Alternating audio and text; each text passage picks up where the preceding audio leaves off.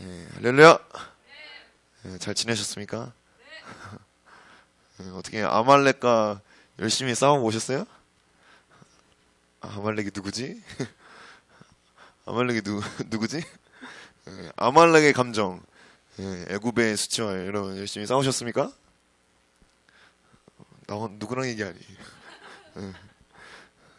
여러분 모습을 보니 열심히 싸운 흔적이 좀 모르겠습니다. 오늘 다시 한번 전의를 다시 상기시키고 전의를 불태우고 다시 싸웠으면 좋겠습니다. 아멘. 우리 저번 시간에 여호수아에 대해서 나누면서 여러 가지 얘기를 많이 했어요. 그러면서 무엇에 대해서 싸워야 될지 나눴습니다. 그리고 나서 이제 여호수아가 이스라엘 백성을 데리고 가나안 땅에 들어가서 가나안 땅을 정복을 하죠. 그쵸? 그리고 이제 여호수아가 넘어가고 그 다음에 나오는 성경이 사사기, 오늘 말씀을 읽었던 사사기에서 이스라엘의 다음 세대가 시작이 됩니다. 다음 세대. 오늘 본문에도 보면 그 세대의 사람들이 다 죽었어요. 그 세대의 사람이 다 그 조상들에게로 돌아갔다. 그리고 그 후에 새로운 세대가 일어났습니다. 출애굽 2세대는 이스라엘, 출애굽 2세대 이스라엘은 여호수아와 함께 가나안 땅을 정복을 했죠. 몇 년 동안 정복을 했냐면 7년 정도를 정복 전쟁을 했습니다. 7년 정도. 굉장히 오래 했죠.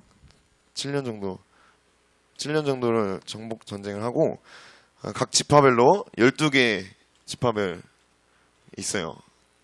아세요? 12개 뭐가 있는지 정확히 아실 필요 없는데 어쨌든 12지파로 땅을 막 분배를 했습니다. 그리고 여호수아는 가장 마지막에 남은 땅을 분배를 받으면서 리더의 그런 모습으로서 본이 되는 모습을 보였고, 여호수아 시대 때 이스라엘 백성이 드디어 태평성대, 태평성대를 누리게 됐어요. 그래서 하나님의 말씀이 그 모세 오경, 그 아브라함을 불렀던 그 하나님이 그대로 이 여호수아를 통해서 그대로 이루셨습니다.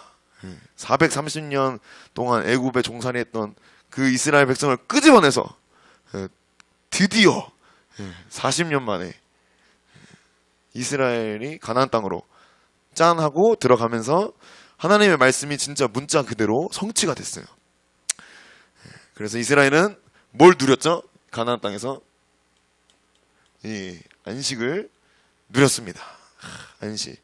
그러나 그 평화와 안식은 정확히 여호수아와 함께했던 1세대, 여호수아 1세대까지만 이어졌고, 그 다음 2세대가 있을 거 아니에요, 그쵸? 이 1세대가 다 죽을 거 아니야. 여호수아가 여기 속해 있거든요. 이게 다 죽었어. 이제 2세대가 이 가나안 땅, 이 땅에서 이제 끝까지 살아남아야 되는데, 사사기로 들어오면서 쇠퇴와 멸망의 길을 걷기 시작합니다. 그 이유는 오늘 본문 말씀에서 이렇게 말씀하죠. 본문 한번 읽어볼까요? 2장 10절 시작.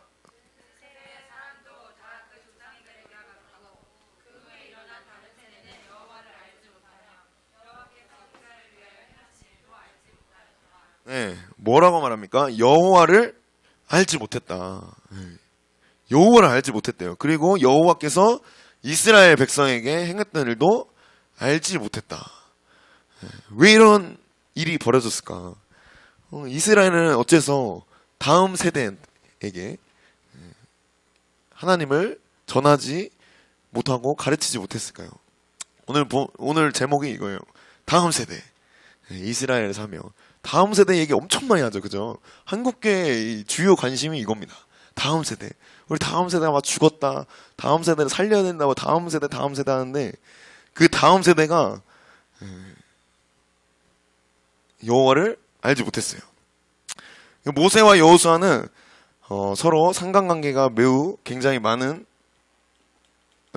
사람입니다. 이 여호수아와 모세. 한 가지 유일한 차이점이 있다면 모세는 약속의 성취를 받았을까요? 못 받았을까요? 에? 받았다고요? 못 받았어요. 예. 왜냐하면 가나안 땅에 들어갔지 못했죠. 그 눈앞에서 보고 죽었습니다. 근데 여호수아는 직접 들어갔어요. 그 차이를 제외하고는 많은 부분 겹치는 사건이 있습니다. 그래서 하나님께서 모세를 부르시는 장면 기억나세요? 가시떨기나무 불타는 그래서 너의 발에 신을 벗어라. 여호수아도 그런 부르시는 장면이 있습니다. 언제냐? 여호와의 군대 장관 앞에서 신을 벗는 장면. 그런 이제 공통점이 있는데 마지막 여호수아와 모세가 죽었을 때도 공통점이 있어요. 그게 뭐냐? 고별 설교할 때 고별 설교하는 모습까지 굉장히 닮았습니다. 그중 마지막 고별 설교는 특별히 굉장히 중요한데 그들이 마지막으로 했던 설교 마지막으로 말을 한다면 무슨 말 하겠습니까? 내가 이 말을 하고 죽는 걸 알아. 무슨 말 하고 싶어요? 내가 만약에 순교를 한다고 생각해봐. 이 한마디만 하고 내가 죽는다고 생각해요. 무슨 말 하고 싶어요? 유언을 남겨야 되거든요. 그들이 이 두 사람이 했던 마지막 설교는 살펴보면 결코 이스라엘 백성에게 어떤 설교를 했냐? 너네 결코 하나님을 버리지 말아라 하면서 경고하고 간곡한 부탁이 서려 있습니다. 아주 걱정을 많이 해요. 이 두 사람이. 야, 큰일 났다. 잉? 얘네 저기 가면은 잉? 분명 나 버릴 텐데 잉? 이러면서 신신당부를 합니다. 그 신신당부한 내용이 신명기예요. 신신당부에서 신명기고 여호수아 24장의 마지막으로 모세와 닮은 모습으로 합니다. 그래서 너희는 반드시 하나님을 배신하게 되어 있어 라고 예언을 해요. 유언에서 이미 알고 있었어. 니들은 목이 곧아서 100% 배가 부르면 100% 하나님을 버리게 되어 있다. 여러분 그런 말을 들었을 때 어떻게 생각하세요? 송 권사님이 니는 은혜 받아도 100% 주님 버려라고 하면 여러분 마음이 어떨 것 같아요? 아닙니다! 하죠. 그렇지 않습니다! 해요 안 해요? 그러나 알고 있었어요. 이 지도자들은. 그래서 그럼에도 불구하고 이렇게 말합니다. 제발 여호와를 잊지 말아라. 제발. 너희를 여기까지 인도하신 하나님을 잊지 말고 오늘날 너희는 하나님만 섬겨라. 이 고별 설교를 하면서 죽습니다. 안타깝게도 모세와 여호수아 예언 그대로 예언이 들어맞아요. 하나님을 버립니다. 그 다음 세대가. 이스라엘의 다음 세대. 그 비참함과 실패를 그 타락, 그 멸망, 그 죄악을 여실히 보여주는 성경이 바로 오늘 이 사사기예요. 사사기의 큰 주제가 뭐냐? 진짜 왕은 누군가? 누가 진짜 왕인가가 사사기의 주제입니다. 진짜 사사는 누구인가? 이게 사사기의 주제예요. 그래서 사사기에서 한 4번 정도 그런 말이 나옵니다. 그때 왕이 없으므로 사람들이 자기 마음대로 행했다라는 말이 한 4번 정도 나옵니다. 그들이 타락의 원인, 내가 이렇게 죄짓는, 내가 이렇게 힘든 이유가, 내가 이렇게 감정이 요동치는 이유가 왕이 없기 때문이에요. 그래서 우리에게 왕을 주소서. 왕이 없습니다라고 막 토설을 합니다. 인간의 본성과 악함을 그리고 그 타락을 있는 그대로 보여주는 사사기에 모세와 여호수아가 예견했던 대로 너희들이 하나님을 따른다고 너희들 하나님 버릴 거야 라고 했는데 아닙니다 했어요. 그리고 맹세까지 했어. 맹세. 율법 앞에서 우리는 절대 하나님을 버리지 않겠습니다. 이렇게 하고 맹세했지만 하나님을 버렸어요. 그것을 성취하는 그 예언이 성취되는 장면이 사사기에 많이 나옵니다. 그리고 사사기는 인간이 가장 타락하기 좋을 때가 언제인지, 인간이 가장 타락하기가 좋을 때가 언제인지를 보여주는데, 그때는 언제나 평안할 때, 안전할 때, 이제 됐다라고 여기는 순간 죄의 유혹이 어김없이 찾아온다는 것을 알게 됩니다. 그래서 사사기는 보통 사사기의 굴레라고 해요. 저번 시간에 이스라엘의 굴레를 봤죠. 그쵸? 이스라엘 굴레가 길갈에서 굴러가는 걸 봤는데, 사사기의 굴레가 또다시 시작됩니다. 자, 평화가 시작됐어요. 아, 평화 싫어하시는 분? 평화가 시작됐는데, 평화가 시작되자마자 뭐 하냐? 죄를 짓습니다. 죄를 지어요. 그리고 원수가 쳐들어옵니다. 하나님이 심판을 하세요. 심판. 그리고 뭐요? 회개합니다. 잘못했어요. 용서해 주세요. 그래서 회개해요. 그리고 그때 주님이 또 누굴 보내죠? 이때 사사를 보냅니다. 사사. 그리고 이 사사를 통해서 다시 구원을 허락하시고 평화를 주세요. 이 사이클이 몇 번 정도 반복되냐? 여러분, 우리 이거 많이 반복하죠, 그쵸? 은혜 받았어. 수련회에서 훈련 가서 은혜 받았지. 와, 이제는 할 수 있다 했는데, 할 수 있어. 죄를 열심히 할 수 있어. 죄를 열심히 지을 수 있어. 이렇게 됩니다. 그리고 또 사단에게 참소. 우와. 졸음의 공격. 졸려. 김하영 씨. 일어나세요. 그리고 회개합니다. 그리고 토설 엄청 하죠. 그리고 주님이 우리 드보라 송권사님을 보내십니다. 그리고 다시 평화 안식을 다시 미백을 합니다. 얼굴에서 미백 효과 처리가 되죠. 그리고 또 다시 죄를 반복하고, 이게 계속 반복되는 거야. 이거를 여러분 끊고 싶지 않아요? 이 6번 반복을 해요. 그러니까 6번의 반복이 되면 될수록, 시간이 가면 갈수록 이스라엘은 더욱 쇠락하고 타락하고 더 센 사사가 등장을 해야 돼. 그냥 일반적인 사사가 등장하는 게 아니라 더 센 사사가 등장을 해서 더 엄청난 구원을 이뤄야 되는 그런 내용들로 가득합니다. 사사기에서. 이스라엘 역사상 신앙적으로, 도덕적으로, 또 군사적으로, 사회적으로, 윤리적으로 가장 타락하고 가장 어두웠던 시절, 바로 사사시대라고 할 수 있습니다. 이 어두운 시대에 하나님은 어떻게 해서든 이스라엘을 구원하시고자 또 언약에 신실하셔서 끊임없이 사사를 막 보내세요. 사사의 뜻이 사사라는 말이 좀 생소하죠. 가톨릭 성경에서는 판관이라고 되어 있는데, 약간 재판 하기도 하고, 또 왕의 역할을 하기도 하고, 선지자의 역할을 하기도 하고, 그렇습니다. 이게 좀 특별한 제도예요. 사사 제도가. 세속사에서는 절대 볼 수 없는 제도. 왜냐하면 이 사사로 부름받은 사람이 왕이 되었다가 임무가 끝나면 다시 본래의 위치로 돌아가서 자기 일을 해. 특이하죠. 그리고 주님이 불렀을 때 선지자의 역할을 하다가 임무가 끝나면 다시 돌아가서 그냥 평민으로 삽니다. 특별한 제도예요.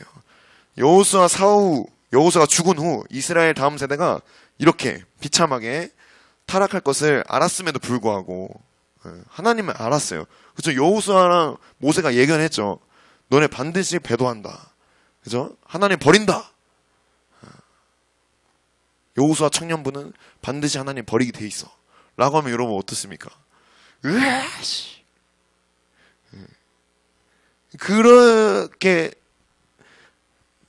지도자들이 알았음에도 불구하고 왜 하나님께서는 가나안 족속을 전부 진멸하지 않았을까? 그냥 다 없애면 되잖아, 그치? 예? 가나안 땅에 야 이제 안식을 주셨는데 그냥 이것만 누리게 하시면 되잖아요. 근데 왜 굳이 하나님이 남겨두셔가지고 싹 다 진멸하지 않고 왜 이렇게 우리를 막 힘들게 하시는 걸까? 그런 생각 들지 않아요? 왜 이렇게 나에게 고난을 주셔가지고 예? 왜 이렇게 나에게 힘들게 하셔가지고 그만 좀 하시지. 그런 생각 없습니까? 예? 왜 굳이 주님 예? 나에게 이런 시련을 주시나이까? 우리 한번 그 이유를 살펴볼게요. 사사기 3장 1절부터 4절 말씀. 사사기 3장 1절부터 4절 한번 읽어보겠습니다. 사사기 3장 1절부터 4절 읽어볼게요. 시작.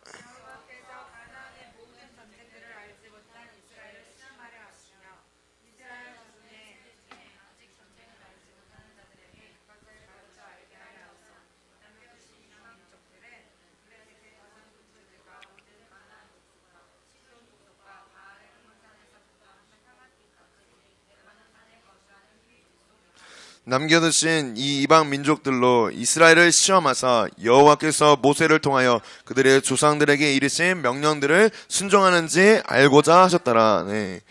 하나님께서는 전쟁을 알지 못하는 다음 세대에게 전쟁하는 법, 싸우는 법을 가르쳐 주시고자 이방 민족을 남겨두셨다고 말씀을 해요. 또한 모세를 통해 말씀하신 그 말씀을 듣는지 안 듣는지, 순종하는지 안 하는지를 테스트 하셔야만 했습니다. 하나님께서 책임지고 이스라엘을 가르치고 양육하고 성장하도록 그들의 연약함을 여전히 돕고 계시다. 버려둔 게 아닙니다.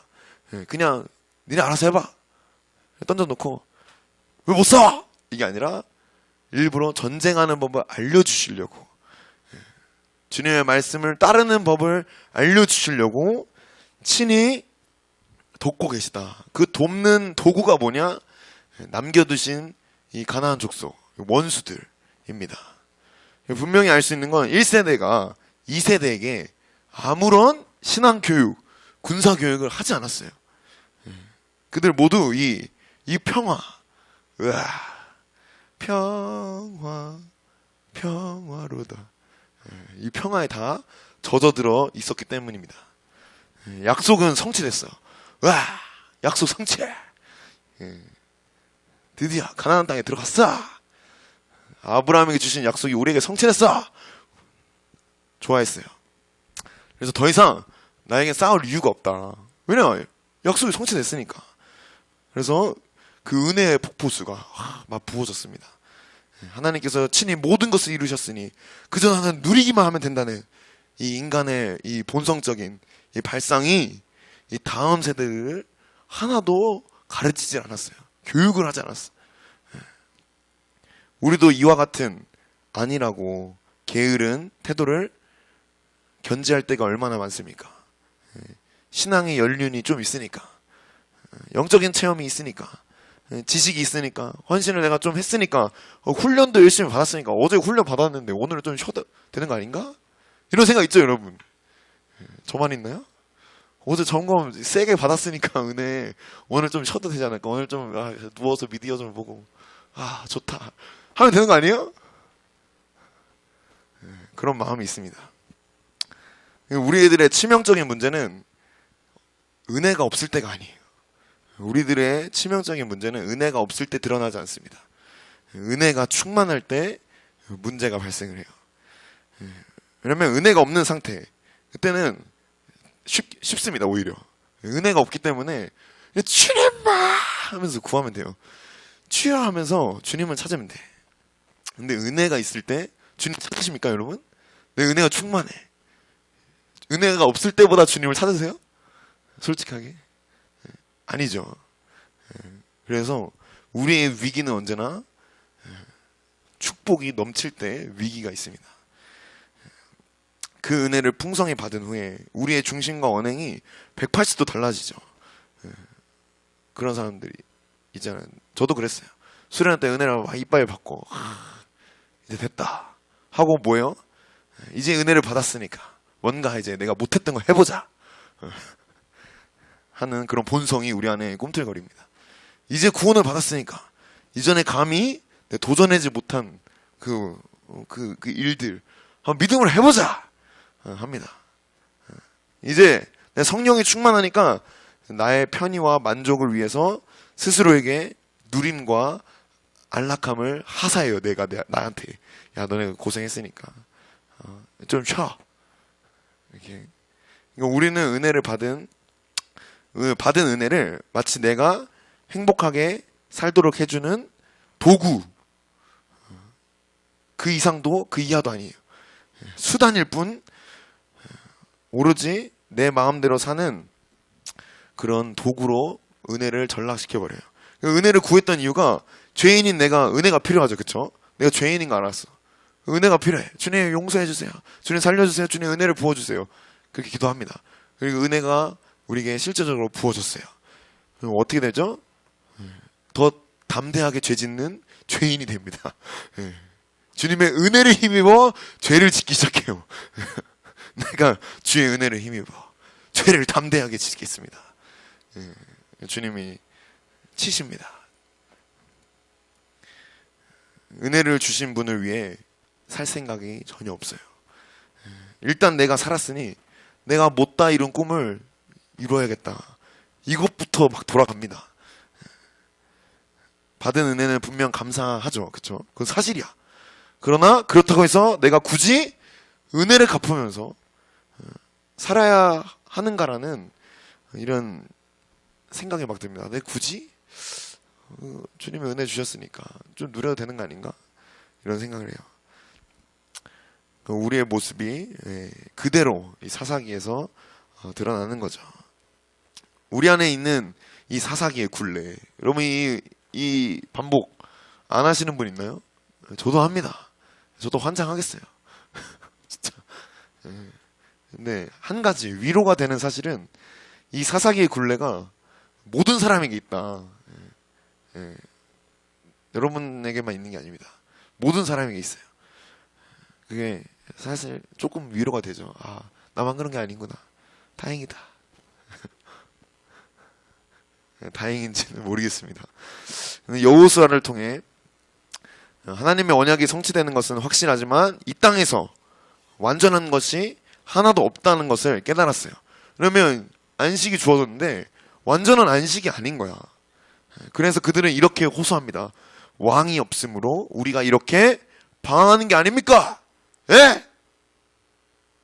우리에게도 세상 나라와 같이 왕을 주십시오. 왕을 달라. 이 말입니다. 이러면서 왕이 없다고 이스라엘이 막 소리를 쳐요.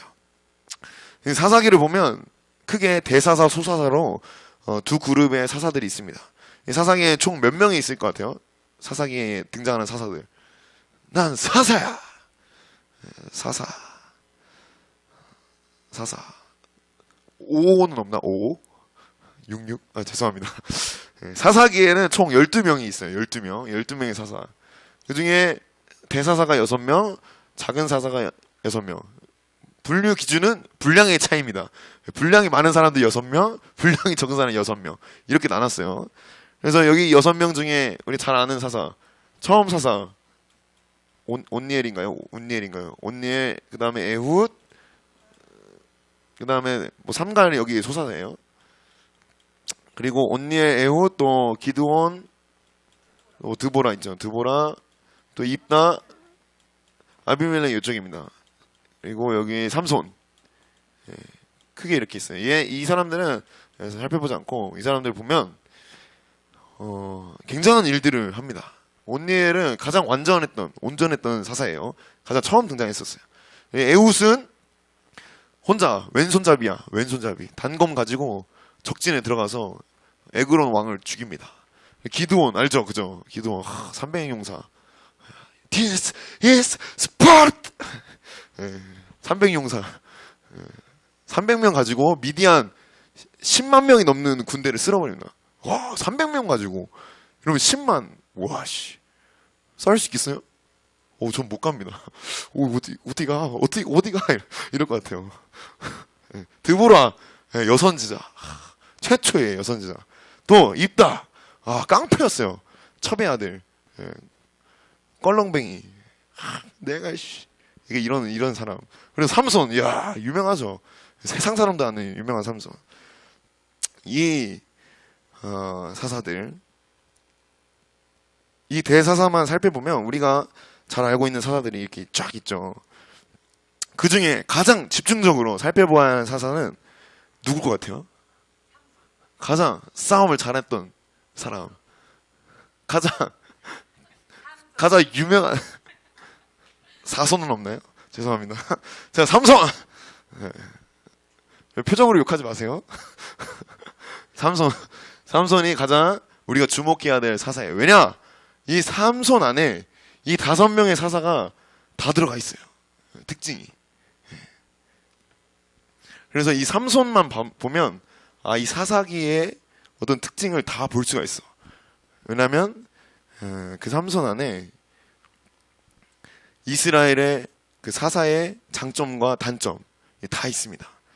그래서 제가 말도 안 되는 짜집기가 아니냐고 주장할지 모르겠지만 일단 알고 넘어가면 여러분 기억에 남습니다. 한번 예를 들어볼게요. 이 온니엘을 가장 완전했던 사사예요.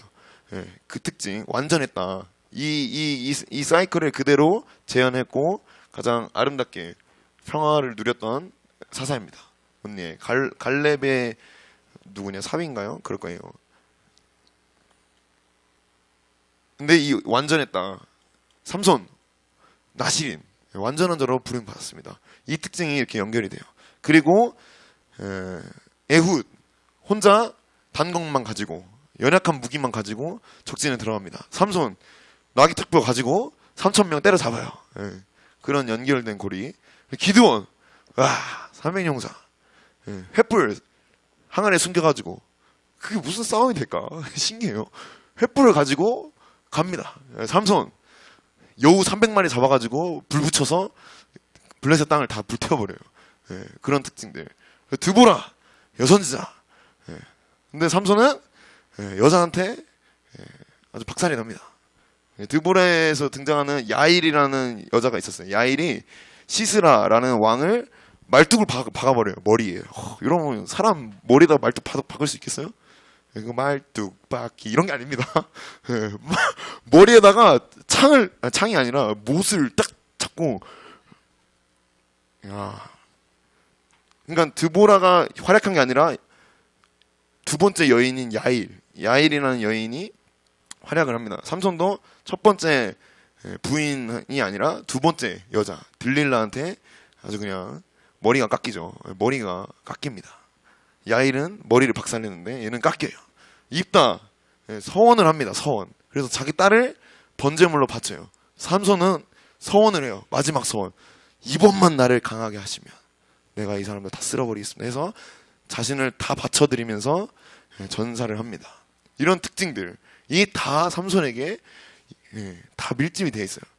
그 설명을 하기 위해서 이 삼손이 내장을 할애를 해서 설명을 하는 그런 분량을 차지하고 있습니다. 이렇듯 이 삼손이 굉장히 중요한데 이런 삼손의 이야기를 끝으로 레위인이 아무나 그냥 제사장이 되는 그런 신앙적인 타락이 일어났어요. 레위인이면 그냥 제사장이 되는 거야. 너 레위인이야? 예. 엄청 어려워. 강민이가 너 레위인이야? 너 목사님 아들이야? 예. 너 목사님 해.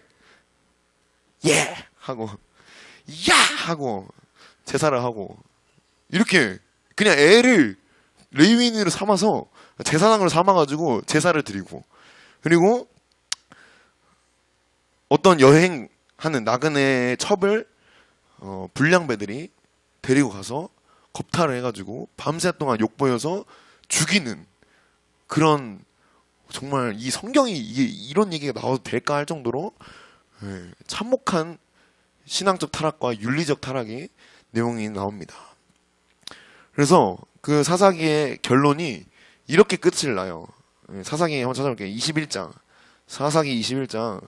결론이 뭐냐? 그런 비참한 일들이 벌어지고 더 이상 더 엄청난 사사가 등장하지 않고 21장에 이렇게 말합니다. 21장 25절 이거 한번 읽어볼게요. 시작. 사람이 각기 자기의 소견에 옳은 대로 행하였다나. 아무리 엄청난 사사가 등장했을지라도, 야, 삼손 엄청난 사람입니다. 진짜 엄청난 사람이 등장했지만 그게 어떤 의미인지 아세요? 엄청난 사람이 등장해야 할 만큼 이스라엘은 갈수록 어두웠다. 그 이스라엘 상태가 일반적인 사사로는 어림도 없는 그런 극도로 심각한 상태였고 절망적인 상태였다는 반증입니다. 그런 사사들 역시, 이 사사들 역시 신앙적으로 아주 타락했었어요. 이 입다나 뭐 드보라, 뭐 기드온 이런 사람들 신앙적으로 본이 되는 사람이 전혀 아닙니다. 이 기드온 같은 경우도 자녀가 70명이야. 자녀가 70이라는 건 아내가 몇 명이라는 거예요? 겁내 많다는 거예요. 여자에 환장한 사람입니다. 이 기도원. 삼손도 마찬가지. 그만큼 이 이스라엘 상태가 정상이 아니에요. 분명 그들 모두 믿음으로 싸웠어요. 기도원도 믿음으로 싸웠어. 삼손도 믿음으로 싸우고 다 믿음으로 싸웠던 사람들이. 그러나 앞서 살펴봤듯이 우리는 믿음으로 싸우고 승리한 그 후가 진짜 문제가 발생하는 시점임을 알아야 합니다. 한마디로 우리의 싸움은 아직 한물 남았다. 아직 끝나지 않았습니다. 여호수아를 통해 안식 얻은 백성의 결론은, 이 백성들의 결론은 뭐냐? 땅은 있는데 왕이 없다 이거죠. 그쵸? 왕이 없다. 그러나 진짜 왕이 없었을까요? 여러분, 이스라엘이 진짜 왕이 없었을까? 내가 왕이로소이다. 이 사람들이 왕의 역할을 다 했었는데 실패했어요. 다. 진짜 왕이 없었을까? 진짜 사사는 누군가? 진짜 왕은 누군가? 우리 다 알죠. 하나님 그분이 이스라엘의 왕이 되셨고 재판관이 되셨고 만군의 여호와가 되셔서 친히 이스라엘을 다스렸는데 그들은 만왕의 왕을 섬기는 걸 버리고 다른 신을 섬겼습니다. 모세와 여호수아가 그 고벨 설교에서 군사적으로 신앙적으로 신신당부하면서 했던 말들, 온 마음을 다해 여호와 하나님만 사랑하고 여호와 하나님만 섬겨라, 이거를 계속해서 말했는데 이스라엘 다음 세대는 왕이 없다라고 불평을 합니다. 그러니까 하나님을 버린 거죠. 만왕의 왕을 버렸어요. 그래서 다른 어떤 존재로 왕을 세우려고 했는데 왕의 역할을 했지만 진짜 왕이 아니라는 것을 오히려 반증하고 있죠. 이 사람들은 불완전하다. 왕이 아니다. 이스라엘에게는 이미 왕이 있었습니다. 그러나 그들의 마음속에는 하나님이 왕으로 좌정하실 만한 그 보좌가 존재하지 않았어요. 우리 히브리서 한번 볼게요. 히브리서 11장 32절 거의 끝났습니다. 히브리서 11장 32절 말씀. 히브리서 11장 32절 말씀 읽어보겠습니다. 시작!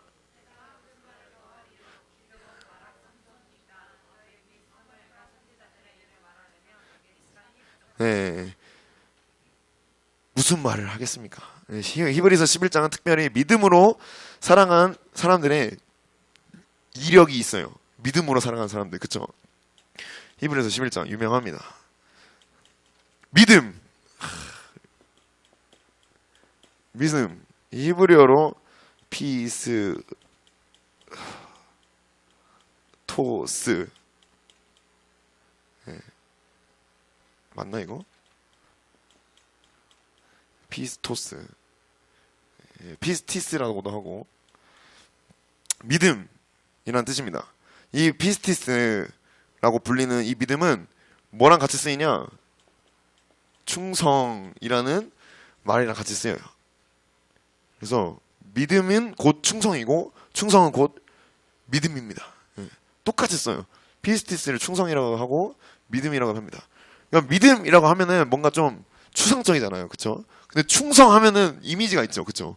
충성. 어떤 의미가 떠올라요? 뭔가, 강력하고, 목숨을 바치는 싸움, 치열한 전투, 지더라도 끝까지 싸우는, 포기하지 않는 그런 강인한 군사의 이미지가 떠오르죠. 그쵸? 그러니까 한마디로 믿음은, 이 믿음은 반드시 행동이 필요해요. 이 충성이 필요합니다. 이런 충성된 믿음, 이런 군사 같은 믿음, 이 사단의 진을 파괴하는 믿음이 필요합니다. 하나님께서 이스라엘의 다음 세대에게 전쟁하는 법을 가르치려고 한다고 하셨죠. 그렇죠? 그 의미가 뭐냐?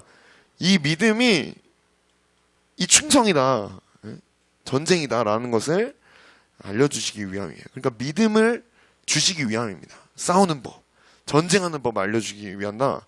이 충성을 알려주시기 위하는 거고, 이 충성을 알려주신다는 건 뭐냐? 믿음을 알려주시기를 원하시는 거예요. 믿음의 주인이신 그분께서. 그들은 여호와를 알지 못했고 평화에 젖어 전쟁하는 법을 배우지 못했어요. 그런 이스라엘을 내버려 두신 것이 아니라 싸우는 법을 알려주시고 진짜 왕이 누군지를 하나님께서 친히 알려주시며 우리가 왜 여호와 하나님만을 섬겨야 하는지를 깨닫게 됩니다. 사사들 역시 우리 말씀 읽었잖아요. 11장 32절에 기드온, 입다, 바락, 삼손 믿음의 선진들이거든요. 근데 뭔가 이상해요. 왜 이렇게 쓰였을까? 그들도 믿음으로 승리했다. 나라를 이기기도 했다. 한번 밑에 그런 말 나오죠. 그쵸? 나라를 이기기도 했으며. 그게 그 사람들 해당하는 얘기거든요. 저도 한번 보면 32절에 33절 그들은 믿음으로 나라를 이기기도 했다. 의를 행하기도 했다. 약속을 받기도 했다. 사자들의 입을 막기도 했다. 사자들의 입 삼손이 막았습니다. 이렇게 입을 찢어버리죠. 사자의 입을. 이게 다니엘도 이렇게 설명하는 거예요. 다니엘이 사자의 입을 막았다. 그리고 불의 세력을 멸하기도 하고 칼날을 피하기도 하고 연약한 가운데서 강하게 되기도 하고 연약한 가운데서 그 눈이 뽑힌 상태에서 강하게 되기도 하고 그런 이제 믿음의 선진들을 얘기를 하는 건데 이 사람들이 온전한 사람이 아니야. 그래서 의문이 드는 거예요. 대체 뭐지? 이런 생각이 드는 거예요. 오히려 사사들은 부끄러울 정도로 신앙적으로나 윤리적으로 본받을 것이 별로 없는 사람들이에요. 그렇죠? 그러므로 성경은 뭘 말하는 거냐? 하나님을 향한 인간의 믿음을 말하는 게 아닙니다. 우리 반대예요. 하나님이 사람을 향한 그분의 믿음, 그분의 믿음이 그 싸움을 승리하게 하셨고 그분의 믿음이 사자의 입을 막으셨고 그분이 그렇게 하셨다는 것을 증언하는 겁니다. 그러니까 아브라함이 아브라함 될 수 있었던 거, 아브라함이 엄청난 믿음의 사람, 죄송합니다, 엄청난 믿음의 사람이 아닙니다. 도망 많이 갔어요. 제 짝꿍이 있는데 그 짝꿍이 제 여자친구가 아닌데요 하고 2번 팔아 넘겼어. 와, 믿음이 있습니까? 와, 어떻게 그럴 수 있어? 믿음의 사람이 아닙니다. 그 믿음의 사람이 아닌 그 아브라함을 아브라함으로 만드신 분이 누구다? 하나님이다. 그러니까 하나님의 믿음에 관한 얘기가 바로 이 11장이 나오는 거예요. 그래서 입다, 기드온, 바락, 삼손 등 사사기의 영웅적 인물들을 믿음장에서 소개하지만 그들의 믿음은 매우 단편적이고 일시적이었어요. 그래서 12장에 넘어가서 이런 말을 하는 겁니다. 12장 1절 12장 1절에 이런 말을 하는 거예요. 한번 읽어볼까요? 시작.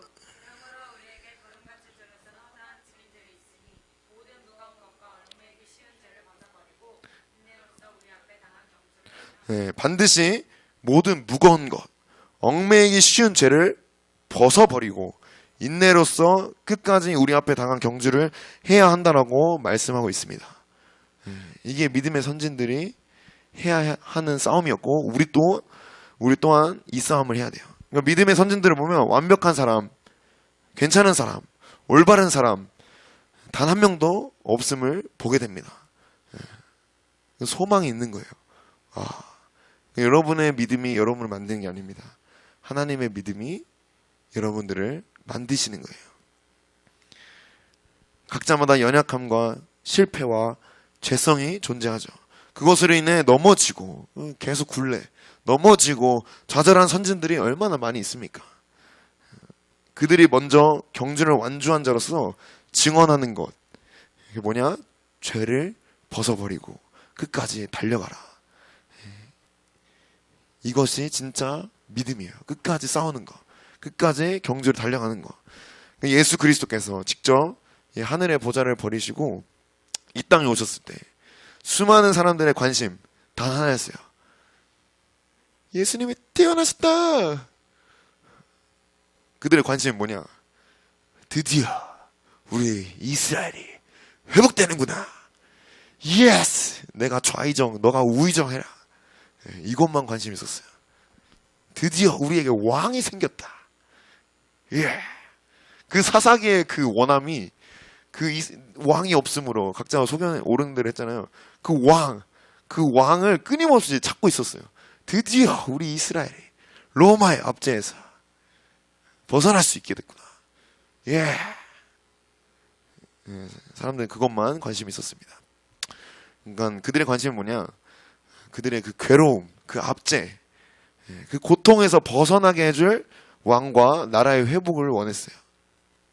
예수 그리스도는 단지 자신의 만족과 유익을 위한 수단일 뿐 그 이상도 그 이하도 아니었습니다. 자신의 배를 채워주고 오병이어 행복을 주고 눈이 막 떠져 유레카 에바다 달리다쿰 행복을 주고 평화로운 삶을 원했지 십자가와 죽음 안 됩니다. 그럴 수 없습니다. 죽으면 안 됩니다. 자기 부인과 싸움은 원하지 않았어요. 예수님이 말씀하십니다. 뭐라 말씀하시냐? 내가 평화를 주러 온 줄로 생각하지 말아라. 불을 던지러 왔다. 어때가? 검을 주러 왔다. 챙챙챙 싫어요. 싸우기 싫어. 근데 주님은 그렇게 말씀하세요. 그래서 우리는 그 예수님을 마음이 안 들기 때문에 십자가에 기꺼이 못 박아 버립니다. 우리의 뜻대로 하지 않으니까. 하나님의 아들이고 뭐고 없는 거예요. 우리 안에 있는 진짜 신, 우리 안에 있는 진짜 신은 누굴까? 제가 만들었어요. 약칭을 정했습니다. 자신입니다. 우리 안에 있는 진짜 신, 자신을 섬기고 자신을 사랑하고 자신을 위해서 모든 것을 원해요. 자신을 위해서라면 하나님의 아들이고 뭐고 그냥 못 박아 버리는 거야. 하나님께서 이스라엘 다음 세대에게 진짜 알려주고 싶은 게 있었어요. 그게 뭐냐? 약속의 땅에서, 이 약속의 땅에서 주님이 가득 채워지는 거. 주님이 이걸 다 쫓아내셨죠. 주님의 목적이 쫓아내는데 목적이 있는 게 아닙니다. 처리의 목적은 항상 채움의 목적이 있어요. 주님이 우리 안에 있는 죄를 처리하시고 사단을 처리하시고 자아를 처리하시는 이유가 뭐냐? 그곳에 그 자리에 주님이 왕으로 자정하시는 목적이 있습니다. 그걸 알려주시길 원하신 거예요. 그러니까 왕이 없다라고 막 소리치잖아요. 그때 주님을 찾았어야 돼. 왕 대신 주님을. 근데 절대 주님만큼은 안 찾아. 이게 환장하는 겁니다. 우리는 하나님이 주신 이 땅에만 관심이 있지. 그렇죠? 이 땅에만. 땅 부자들. 하나님께서 내 마음을 정복하시는 것은 원하지 않습니다. 주님이 진짜 원하시는 건 뭐냐? 우리의 마음을 이렇게 정복하시길 원하세요. 누가 진짜 왕이신가? 이 영원한 패배처럼 보이는 이 십자가. 영원히 패배하는 것 같아요. 사단에게. 저 십자가에서 예수님은 원수의 머리를 짓밟았다. 아멘. 예, 그리고 부활하신 예수 그리스도만이 우리의 왕이 되시고 주인이 되신다는 사실을 여러분 보게 되기를 원합니다. 히브리 기자는 그래서 그 예수님을 뭐라고 해요? 2절 한번 읽어볼게요. 12장 2절. 그 예수님을 어떻게 하라? 한번 읽어볼게요. 시작.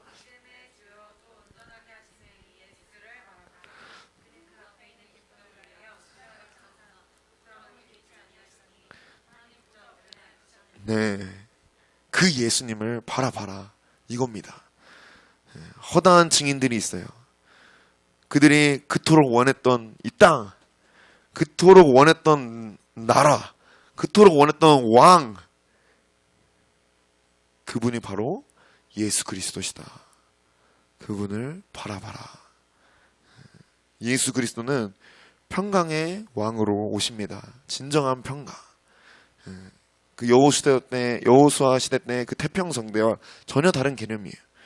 그분은 사망과 권세를 이기신 영원한 승리자이시며 만국을 철장으로 깨뜨리시는 다스릴 권세를 가지고 만왕의 왕으로 다시 오실 거예요. 이제 우리 스스로 한번 점검해 봅시다. 내 안에 한번 따라해 볼까요? 내 안에 진짜 왕이 누군가? 여러분 안에 진짜 왕이 누구십니까? 예수 그리스도이십니까? 아니면 여러분 자신입니까?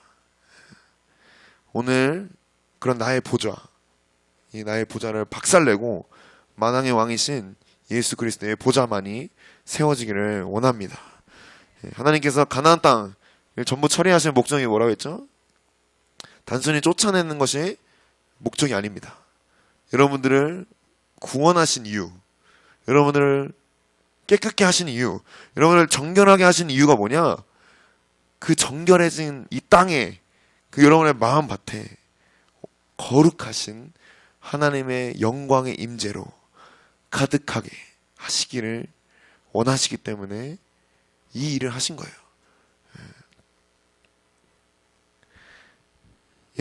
예수 그리스도께서 이 땅에 오셔서 행하신 일 한번 기억해 보세요. 이스라엘을 로마에서 구원하셨나요? 예수님이 안 했습니다. 오히려 눈에 보이지 않는 우리 죽은 영, 주님이 좌정할 수 없는 이 죽은 영을 살리셨어요. 그 일을 하셨습니다. 그리고 새롭게 된 우리의 영 가운데 성령님이 오실 수 있도록 길을 열어놓으셨어요. 우리 안에 그 하나님의 영광이 거할 처소를 삼으셨습니다. 그 일을 위해 예수 그리스도께서 처소를 준비하러, 내가 처소를 준비하러 가노라 하면서 승천하신 거예요. 제자들 역시 이 사실을 몰랐습니다. 그래서 뭐라고 하냐? 이스라엘 나라가 회복될 때가 이때입니까? 예라이. 주님 이러십니다. 그건 니네 알 바가 아니다. 오히려 성령이 임하시기를 간절히 기도해라 라고 말씀하십니다. 주님이 정말 원하시는 건 뭐냐? 이스라엘 나라가 회복이 아니라 우리 안에 하나님의 나라, 하나님의 그 뜻이 이루어지는 것, 그거를 주님이 원하셨고 예수님이 그 일을 이루신 거예요. 이스라엘 다음 세대가 바로 이 부분을 놓쳤습니다. 그 다음 세대들. 그게 비단 사사기 사람들만이 해당된 게 아니에요. 제자들까지도 다 다음 세대잖아요. 그 다음 세대가 이 부분을 놓쳤어요. 이 사실을 배우지 못했어요. 우리 안에 하나님의 나라가 임할 거라는 그런 개념이 없어요. 그러나 하나님께서 그 땅을 차지하게 하신 목적, 주님이 임하시기 위하여 그분과 함께 거하며 그분만을 섬기는 것, 그것을 이스라엘 백성들은 알지 못했습니다. 하나님은 그 땅을 성전으로 삼으셨어요. 그래서 다 쓸어버리는 거예요. 번제, 다 태워드리는 제사거든요. 여리고성이 왜 그렇게 중요했냐? 그 처음 제사. 왜냐하면 그 가나안 땅을 그냥 땅이라고 본 게 아니라 성소, 성전으로 봤기 때문에 그래요. 그래서 처음 제사는 반드시 번제, 다 태워드리는 거예요. 그래서 주님이 그렇게 여기셨는데 이스라엘 백성은 그러지 않았습니다. 그러므로 그들에게 왕 대신 그 하나님이 늘 부재한 상태였어요. 없는 상태. 땅은 있는데 내 마음에 땅은 있는데 주님이 없어. 무슨 소용일까요? 오늘 여러분 중에 누가 이 만왕의 왕이 되시며 이 평강의 왕이 되신 예수 그리스도를 영접하시겠습니까? 하나님은 바로 그런 믿음의 사람을 찾고 계세요. 그런 믿음의 사람. 그게 진짜 믿음입니다. 예수 그리스도를 구원자로만 믿는 게 아니라 나의 전부, 나의 주인, 나의 왕이시다 라고 믿는 사람. 나는 어떤 예수님을 믿고 있습니까? 단순히 나를 죄에서 구원해 주시는 고마우신 예수님? 그 수준이 아닌 거예요. 이스라엘 백성이 와 우리 출애굽했다 너무 좋다 이 수준이 아닌 거야. 주님이 원하시는 거야. 구원은 언제나 하나님의 새로운 시작입니다. 하나님이 이제 임하셔야 돼요. 그 예수님을 내 주인으로 내 왕으로 섬기고 있는가. 오늘 우리 섬길 자를 선택해야 됩니다. 여호수아가 말하죠. 오늘날 너희 섬길 자를 선택해라. 우리의 사명, 다음 세대 이스라엘 사명. 우리의 사명은 무엇인가? 우리의 사명은 하나님만 사랑하고 하나님만 따르고 하나님만 의지하고 하나님만 섬기는 게 우리의 사명이에요. 이 사명 결코 잊어서는 안 됩니다. 다시 이 사명을 회복하기 위하여 새로운 싸움을 시작하기를 예수 그리스도의 이름으로 간절히 소망합니다. 함께 기도할게요.